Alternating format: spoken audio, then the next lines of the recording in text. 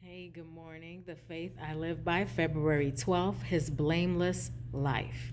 John 14:30. Hereafter I will not talk much with you, for the prince of this world cometh and hath nothing in me. We should have no misgivings in regard to the perfect sinlessness of the human nature of Christ. This is a big debate in churches. He is a brother in our infirmities, but not in possessing like passions. As the sinless one, his nature recoiled from evil. He endured struggles and torture of soul in a world of sin. His humanity made prayer a necessity and privilege. He could have sinned, he could have fallen, but not for one moment was there in him an evil propensity.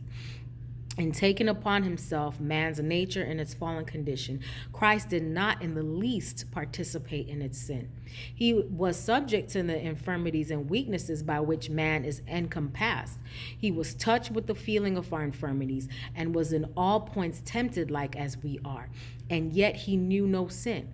He was the Lamb without blemish and without spot. Could Satan in the least particular have tempted Christ to sin, he would have bruised the Savior's head. As it was, he could only touch his heel.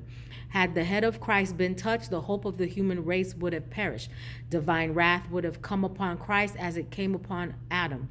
Christ and the church would have been without hope. Not even by a thought could Christ be brought to yield to the power of temptation.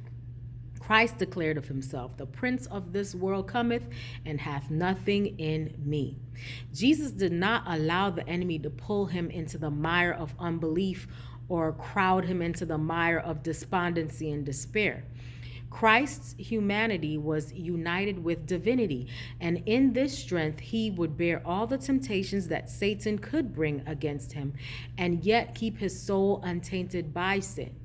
And this power to overcome he would give to every son and daughter of Adam who would accept by faith the righteous attributes of his character. Hope you have a great day. Live in faith.